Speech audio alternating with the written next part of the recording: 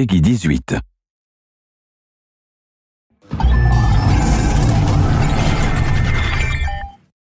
Hello everyone, I'm Colin Graham. I'm the animation director on Watch Dogs, and today I'm excited to present to you a vertical slice of the Watch Dogs free roaming experience. So actually, this is not a mission. Everything we're going to showcase today is completely systemic, and we're free to do as we please. We start off in the wards, the low-income district of our interpretation of Chicago. When creating the world of Watch Dogs, we wanted to stay true to the city and give a unique flavor to each and every neighborhood, not only in terms of the architecture, but also in terms of the people that you'll encounter and what is happening in their day-to-day lives. In the wards, you'll see working-class citizens, rusty cars, gang members, abandoned houses, and low-grade pawn shops. It's really not the kind of place that you're going to want to be alone after dark. Nowadays, modern cities are increasingly managed by software, controlling traffic lights, electricity grids, and surveillance systems. In our version of Chicago, this management software is called CTOS, or the Central Operating System. The CTOS controls everything in the city, and it was created by the Bloom Corporation. Since the CTOS has been installed in Chicago, people get to work faster, the crime rate is dropped, and the communication networks are now more accessible and stable than they ever were before. It goes without saying that if everything is connected, somebody able to take over the system would be extremely powerful. At this point in the game, we don't have control over this district's CTOS system. The icons that you see over people's head mean that we cannot hack into their mobile devices at the moment. We need to find the CTOS control center, install a backdoor virus into the system to take control over all of the infrastructure in this district. There it is, the CTOS control center.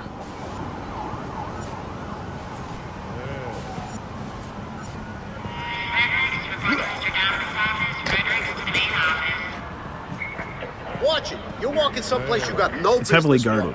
Let's see if we can find the server access codes from a distance. With cameras, we can explore restricted areas without being spotted, tag different guards, and access details on their lives. What the hell is she doing with that weasel motherfucker? It seems that Bloom employees all have a sort of shady past.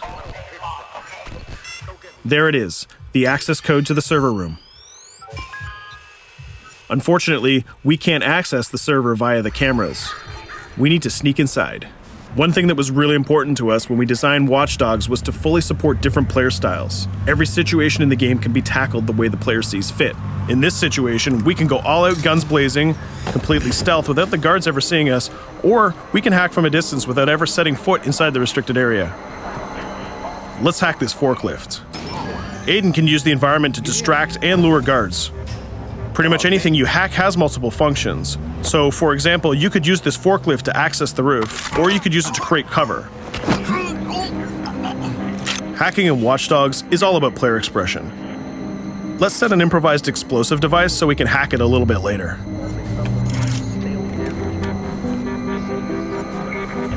You'll also notice Aiden's low-profile stance. This indicates when the guards are unaware of our presence. We'll try to reach the upper level of the building to see if we can gain a vantage point over our opponents.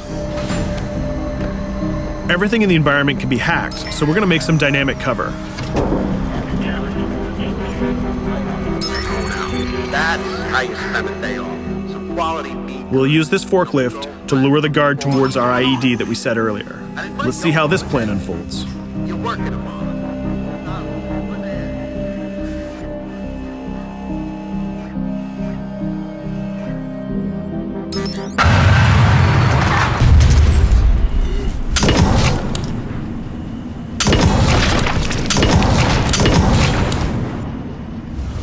What you just saw is called focus. It represents Aiden's analysis capabilities and his quick reflexes.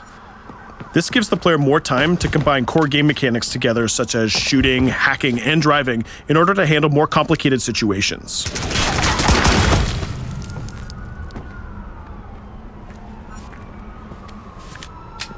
Now we can access that control room.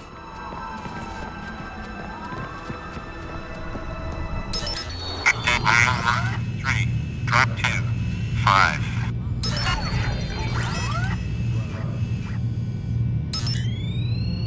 Now we'll be able to hack all of the devices connected to the CTOS within the districts. Thousands of cameras, traffic lights, the electricity grid, and most importantly, all of the citizen information profiles. We can also benefit from the Chicago Police Department Crime Prediction System, which uses facial and pattern recognition to spot potential criminals or potential victims.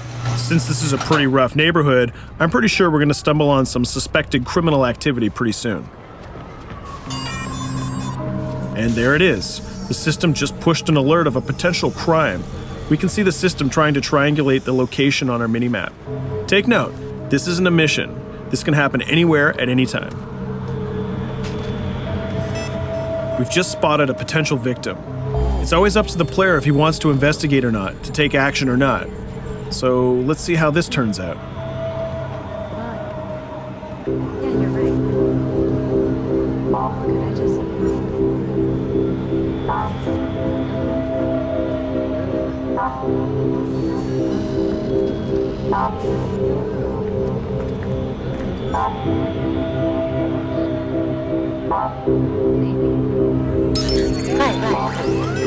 You think you're leaving me? Huh? Jesus, I told you to stay away from me! You belong to me now. Get it? You better leave or I'll call the cops! I'll fucking kill you, goddammit. Get off! Yo! That was close. Good thing that we intervened. We managed to prevent the crime, but we triggered a chase. From here, the criminal's behavior is unpredictable. He can try to get away, shoot back at us, surrender, or call for backup.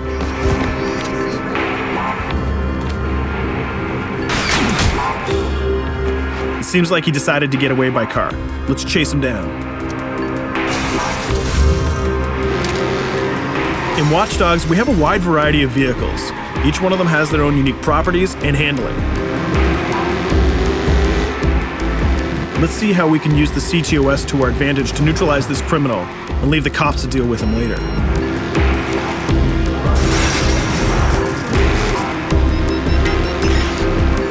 The chase stops right here. Using the blockers usually reserved for the cops during interventions, we managed to stop this criminal without killing him.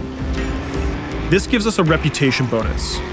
This system is at the core of the Watch Dogs experience. Depending on how we handle different situations in the game, the media and the citizens will have a different perception of our hero, whether he is a true vigilante or a reckless criminal. This will have repercussions throughout the game. Now, let's head for the Loop, the historical district of Chicago, where you're going to find the most iconic buildings in the city.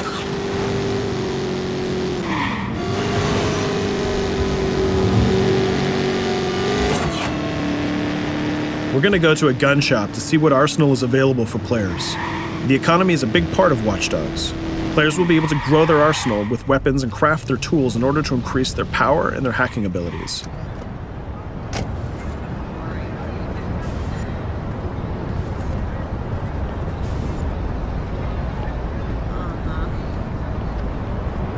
No, it's okay.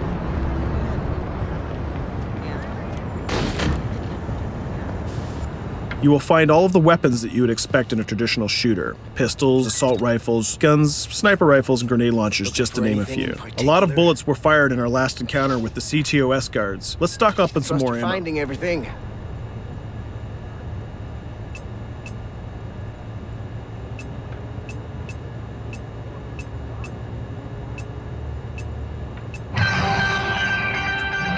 As we mentioned earlier, the media keep track of your actions and the citizens are going to react according to the perception that they have of you. Here, the media is reporting a crime in which you are the #1 suspect. The gun shop owner recognized you and decided to trigger a silent alarm to notify the police. Copy that. Possible wanted suspect presumed armed and dangerous. Police are now trying to locate the source of the threat using the surveillance system in the city, represented by the yellow circles on the minimap. Come in, PH3.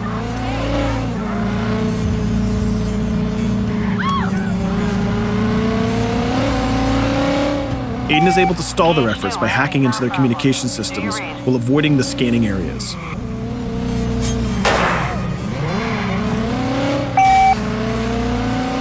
PH units, do you copy? Repeat, squad to all PH units. Once they've lost our trail, we can go back to our activities.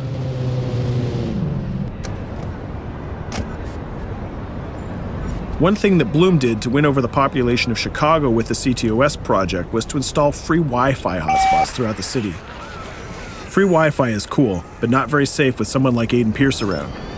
Hacking into this box is going to give us access to every device that's connected to it. So let's see where that brings us.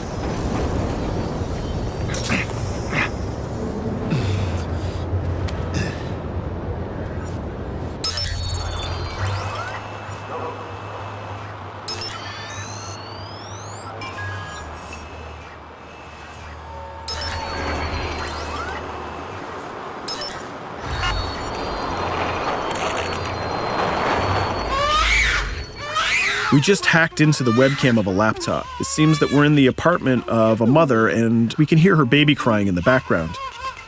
Her bank information is in her mobile phone sitting right there on the table in front of us. It's totally up to the player whether we decide to steal it or not. Of course, this won't affect our reputation because nobody can witness this action.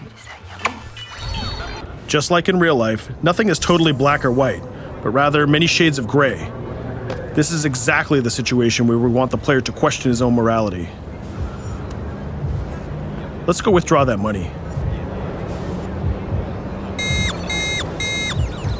If you think that you're alone, think again. Aiden is not the only hacker in town. Someone's trying to install a backdoor virus on Aiden's phone in order to steal a portion of the information that he's gathered through the game so far. First, we're gonna have to reach the area where the signal is coming from.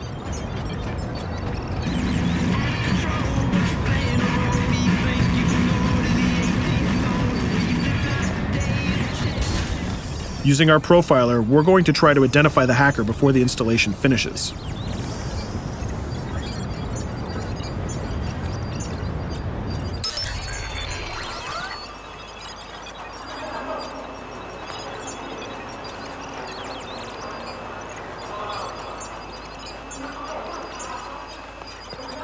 There he is. In Watch Dogs, things aren't always what they seem to be. This is actually another player that seamlessly came into our single-player experience. Let's not let him get away with this. We're going to teach this guy a lesson.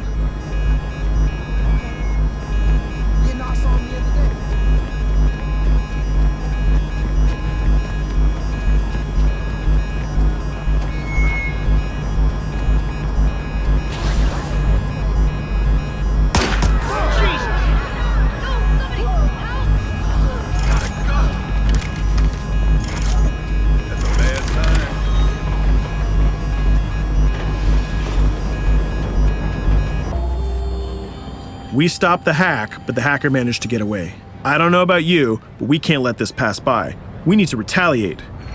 Using the grid, let's see if we can find that second player. There he is. Let's enter his game seamlessly.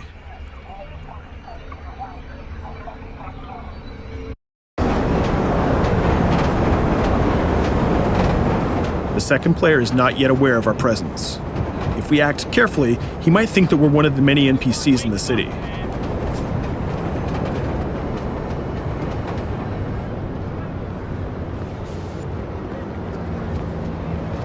What was that?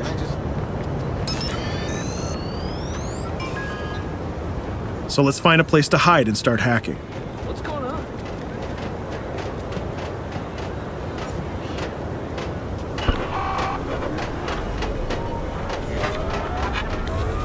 The second player has just been alerted that a breach has occurred on his phone. He's trying to find us using his profiler.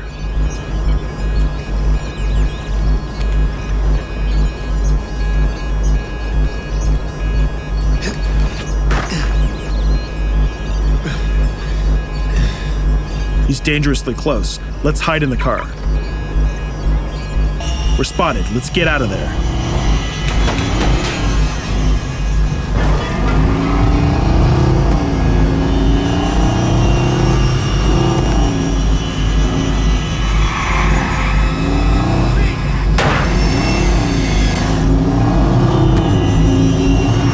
Let's set up an ambush right here. By dragging the other player back here into the alley, we make sure that no civilians get hurt during the firefight. We didn't succeed in hacking the second player, but we did get a little bit of revenge. So that's what we have time for today. We hope you enjoyed our quick gameplay session. Stay tuned for more about Watch Dogs.